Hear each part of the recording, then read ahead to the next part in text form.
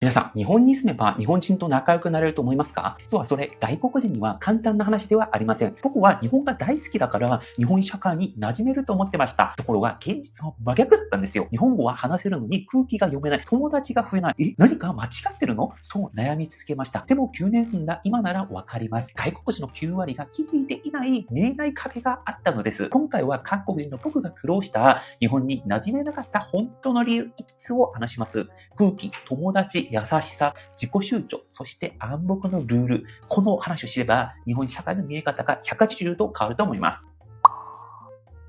まず一つ目、最初の壁は言葉ではなかったということです。僕は日本に来る前、日本語さえできればなんとかなると本気で思ってました。実際、日本語を勉強して日本の大学にも入りました。でも、現実は違ったんです。一番難しかったのは、日本語ではなく空気だったんです。韓国では基本的に思ったことをすぐ言うような考え方があります。認めますとか、反対ですとか、それ違いますよねっていうのが普通だと思います。もちろんアメリカとかに比べれば、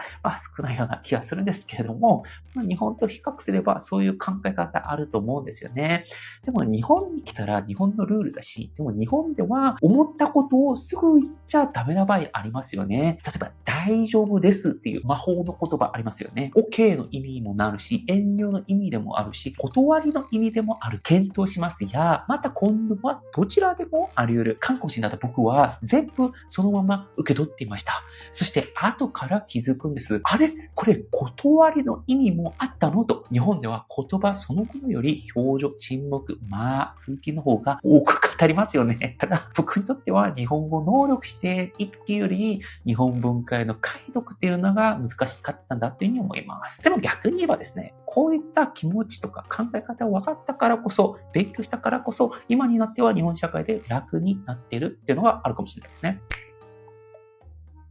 二つ目はですね、友達ができなかったということです。これ日本に来て一番ショックでしたね。韓国の大学ではですね、入学初日から飲み会なんです。韓国数え年なのですぐ飲めるんですよ。気づけばその日のうちに片を組みお前んちどことか、今からご飯行こうとか、そういうレベルなんですね。次の日にはもう親友レベルなのです。ところが日本は空気感違ってました。同じ授業を受け、同じ研究室にいても半年後まで敬語だったりとか、LINE を交換したので、よし友達になれたと思ったら、それは通過儀礼だった。韓国人の僕は本気で混乱しました。もしかして嫌がられてると思ったんです。でも違ったんです。日本の方、僕が最初見た時冷たいのかなと思ったんですけれども、おそらく日本の方には相手に迷惑をかけたくないだったりとか、急に誘ったら悪いかもしれない。休日邪魔したら申し訳ない。そういう配慮っていうのが、心のどこかにあるからこそ、関係性に慎重になるっていうのがあるかもしれないですね。だから、もう韓国ではもう友達がもう家族と言っても、過言ではない時あるんですけれども、もう夜中で電話したりとか、冷蔵庫を勝手に開けたりとかするんですが、日本の場合は仲良くなるまで時間がかかる。でも、一回仲良くなれば、5年、10年、20年、30年と付き合いが続く。そういうの違いがあるんだなというふうに思いました。3番目の話はですね、日本人の優しさっていうのが理解できなかったです。日本に来たばかりの頃、僕はずっと勘違いしてました。日本人って意外と冷たいのかもしれないと。電車驚くほど静かで知らない人に気軽に話しかけない、話しかけられない。だから、例えば大学のクラスに入って自分から話をかけないと永遠に会話しない、永遠に友達にならないってことが僕にはありました。僕の場合はね。で、これ僕韓国にいた頃は、どちらかというと、周りに声をかけてくれるような状況だったので、僕はその主導的受け身といいますか、声かけてくれたら、そこから仲良くなってみたいな形だったんですけれども、日本でこれをやっていると、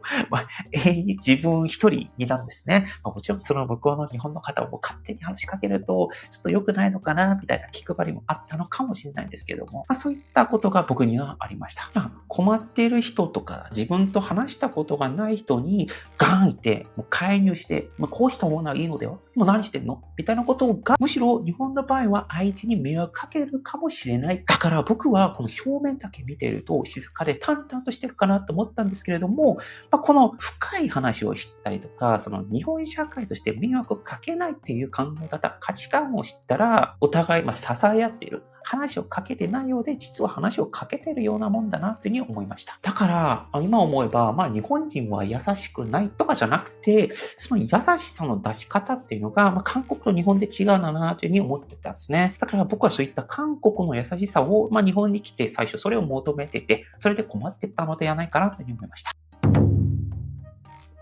で、4番目の話はですね、自己主張が強すぎだということですね。日本に来てしばらくの間、僕は積極的な人間だと思ってました。でも、今振り返ると、ただ空気を読めていっただけかもしれません。韓国では、先ほどもちょっとありましたが、自分の意見を話す、自分の考え方を、アピールする、公開するっていうのが、日本という国と比べればよくあるのかなというふうに思いました。例えば、その親友から、もしくは僕は親友に、お前太りすぎだ、ダイエットしろとか、普通に言うんですね。これは、手を思ってあなたのために言ってるので、ちょっと過激そうだけど、わかるよね、的なんですね。これはこれでいいんですけれども、日本で同じことしちゃやばいですよね。だから僕、草野球のサークルとかで、もうガンガン言ったりとか、いや、それ違うのでやとか、今このチーム、これやるべきじゃないですよ、みたいなことを言ってたら、ちょっと周りが静かになったりとか、で僕、ちょっと勘違いして、納得したのかなと思いながらいたんですけれども、僕が流れを止めていただけなのかもしれないですね。この日本では、この正しい意見っていうのももちろん大事だと思うんですけれども、全員少しずつ現実に前に進める状態を作るっていうのことも大事なのかもしれないですね。例えば、目立つというからまとめるとか、発言というから調整というか、議論で勝つというよりかは全員が納得できる形を作る。これが日本社会におけるというか考え方なんだなというふうに思ったんですね。だから、日本社会というのは僕の理解ですと、自己主張が嫌いなんではなくて、輪を作った上で自己主張しようね。みんなが納得できる形でいこうねっていう考え方なのかもしれないですね。5つ目はですね、ルールの多さに驚いたということです。日本に来たばかりの頃驚きましたね。日本では裏マニュアルでもあるのかってことですね。例えば、ゴミとか、燃えるゴミ、燃えないゴミ、資源ゴミ、ペットボトル。しかも地域によってルール違うんですよね。ゴミ袋買うべきところもあれば、買わないところもありますよね。だから、こういうのが外国人からすると、ラスボス級の難易度なんですよ。さらに、町内回避とか、回覧板とか、自転車の駐輪ルールだったりとか、駅前に5分間置いただけで、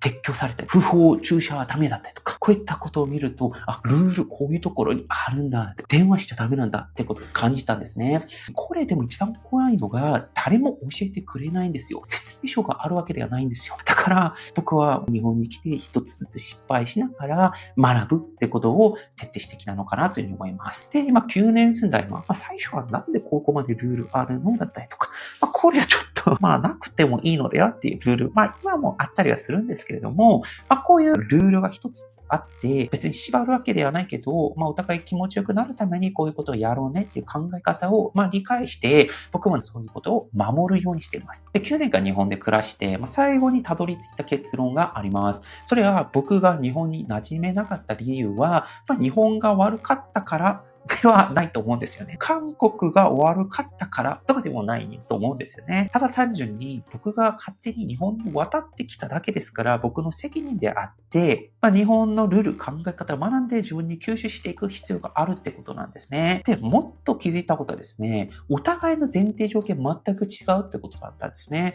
日本人には日本人なりの合理性がある。韓国人は韓国人なりの合理性がある。そういう理由がお互いにあるってことなんだと思いました。だから僕、外国人として今日本に来たりとか海外旅行に行くときは、どちらが正しいのかを決めるゲームではなくて、この違いを理解して自分がそこにアドジャストしていく、合わせていくゲームだったんじゃないかなというふうに思うんですね。そして周囲と共存しながら迷惑かけない範囲で自分らしさを出していく。だから今振り返ると、友達作れないとか馴染めないだったりとか空気読めなくて苦労した日も全部無駄ではなかったと思うんですね。むしろこの経験があったからこそ、日本の素敵さも韓国人としてのアイデンティティも見えるようになった気がします。皆さんもこれから外国人と出会った時、この動画を少しでも思い出していただけたら嬉しいです。以上、パクンでした。アニョン。